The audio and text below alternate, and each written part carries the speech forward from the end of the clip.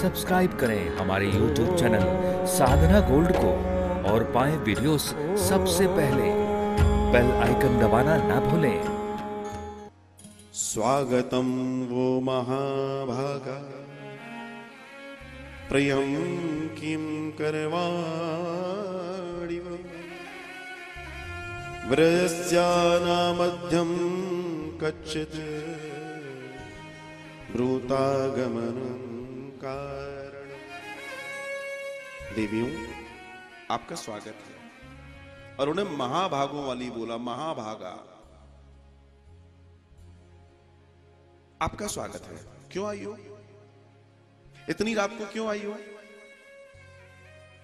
ये अनुचित कार्य क्यों किया? ये कर्म ठीक नहीं है। तुम्हें मालूम नहीं स्त्री को संध्या के बाद घर से बाहर निकलना मना है? ये निषेध है। तुमने गलत किया। लगता है तुमने कई लोगों की आज्ञाओं को उल्लंघन करके ऐसा कार्य किया है। और भगवान ने क्या क्या बोल दिया। डर गई, कांप गई। कृष्ण क्या कह रहे हैं आप? करैया ठीक तो हो? भगवान कह रहे हैं हाँ नहीं, बताओ क्या बात है।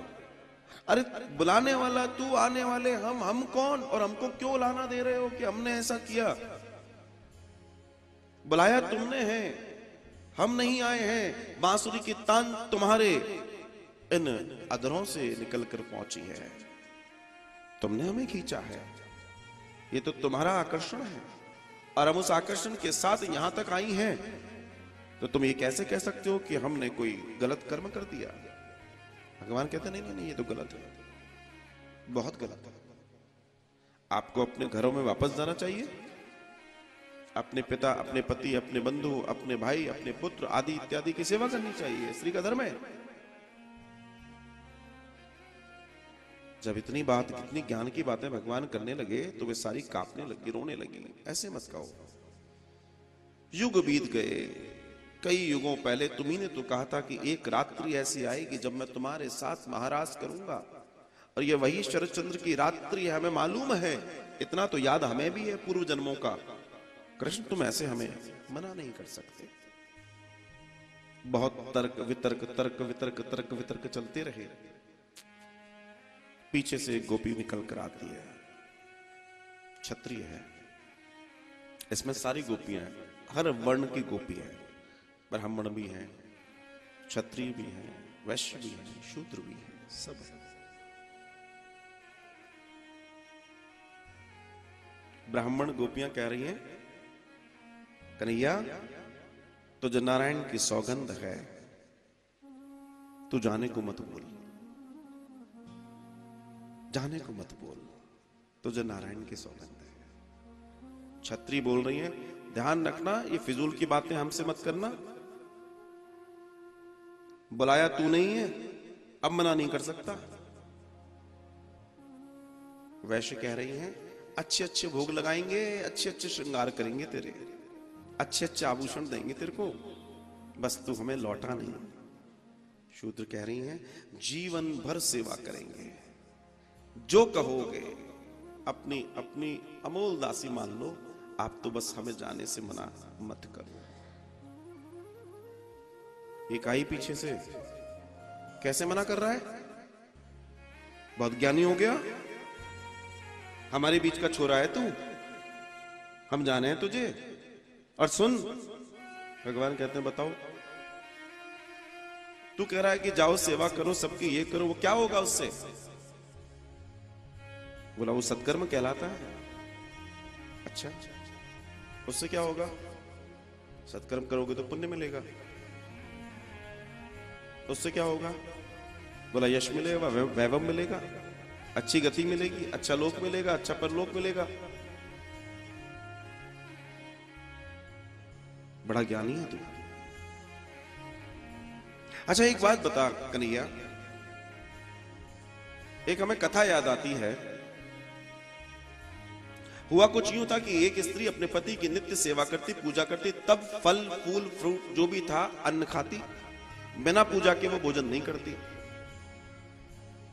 एक बार की बात है कि उसके पति को विदेश यात्रा के लिए लगभग 1 वर्ष के लिए बाहर जाना पड़ा।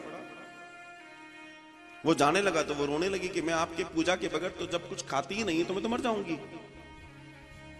तो उसके पति ने एक मिट्टी का अपना पुतला बनवाया, अब बनवा के सामने रख दिया, बोला जब तक मैं ना हूं तब तक तो इसको पति मानकर जी। पति आज्ञा मानकर पूजा करने लगी। कन्हैया 1 वर्ष बीत गया, वो आया, दरवाजे पे खड़ा खड़ा कुंडी ठोक रहा है, वो अंदर अपने पति की पूजा में लगी है। पति परमेश्वराय नमो नमः। वो बेचारा कई देर से खोल रहा है, वो कह रहा मैं तेरा पति हूं। बोला तुम मेरे पति नहीं हो, मेरा पति तो मैं पूजा में बैठी हूं, मेरा पति ये है। तो कन्हैया ये बता कि ये सही है कि गलत है। कन्हैया बोलते हैं गलत है, जब असली पति आ गया तो नकली पति की पूजा क्यों करना। बोला वही तो हम कह रहे हैं, जब असली पति सामने खड़ा है तो नकली पतियों के पास हमें क्यों भेज रहा है रे कन्हैया। जब आत्मा का मिलन परमात्मा से होता है, परमात्मा साक्षात सामने है, तो हमें फिर ये 84 के चक्कर में डालने का तेरा हिसाब किताब खत्म कर। और कई बातें कई चर्चाएं होती रही, बाद में भगवान को आखिरकार उनकी बातों के आगे ठहरना ही पड़ा। भगवान कहते हैं चलिए मैं आपके साथ आज महाराज करता हूं। प्रवेश करा भगवान ने। जैसे ही प्रवेश किया अनेकों रूप ले लिए। प्रत्येक गोपी के पास अपने अपने कृष्ण, और हर एक गोपी अपने कृष्ण के साथ आनंद में है। आज आनंद में है। आज का आनंद तो अमिट है। जीवन की एक ही तो लालसा है कि हमें अपने गोविंद मिल जाए। हम सब भी तो इसी कतार में हैं, अपने गोविंद की खोज में ही तो हम और आप सब हैं। किसी न किसी एक दिन हम उनसे मिलना चाहते हैं, और उसी की ये यात्राएं हैं। इन यात्राओं का प्रयोजन ही यही है। सबको मिल गए कृष्ण। अब जब सबको कृष्ण मिल गए तो सबके पास अपना कृष्ण, अपनी इतराहट, अपने भाव, अपनी भंगिमाएं, और कृष्ण के होने का भान, कृष्ण के वैभव का भान कम होने लगा। मेरा कृष्ण, किसी के हाथ दुखने लगा, किसी की चोटी खुल रही है, किसी का कुछ, और कृष्ण सेवा में लगा दिए गए।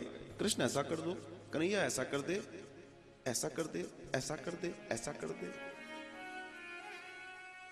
भगवान सहज है। जब कर्मा के पास आके खिचड़ी बना के खुद भी खाते हैं, उसको भी खिला सकते हैं, तो ये कौन सा बड़ा काम है। भगवान ने कहा ठीक है, कोई बड़ी बात नहीं है। लेकिन कुछ देर के बाद इन्हीं गोपियों को अपने कृष्ण को ज्यादा अच्छा समझने का बहाना होने लगा। मेरा कृष्ण ज्यादा अच्छा है, तुम्हारा नहीं। मेरा कृष्ण,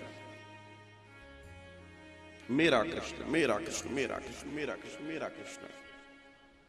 बस भगवान को यही पसंद नहीं आया। ईश्वर एक है। गीता में भी भगवान ने एकेश्वरवाद की ही चर्चा की है। जिस मनुष्य ने यह जान लिया कि वो एक है, भगवान उसको मिल जाते हैं। इसमें कोई दो राय नहीं है। पिछले उदाहरण, लाखों उदाहरण हमारे पास हैं, उनको उठा के देख लीजिए। क्या हुआ था उन गोपियों के साथ उस रात्रि में, मैं बताता हूं। उदाहरण आपको आप समझ लेना। आप सबके यहां ठाकुर जी की सेवा होगी, ठाकुर जी भी होंगे, और मैं आपसे कहूं कि अपने अपने ठाकुर जी को श्रृंगार करके कल यहां ले आना। बढ़िया मंच लगाएंगे और आप विराजित कर देना। और फिर मैं आपसे पूछूं, अब बताओ कौन से ठाकुर जी अच्छे लग रहे हैं, तो आप क्या कहोगे? हमारे वाले, हमारे वाले। अच्छा, कौन से अच्छे लग रहे? नहीं, अच्छे तो सब हैं, मगर हमारे ज्यादा अच्छे हैं, हमारे ज्यादा अच्छे हैं। भगवान को यही पसंद नहीं है। बस यही हुआ था उस रात्रि में।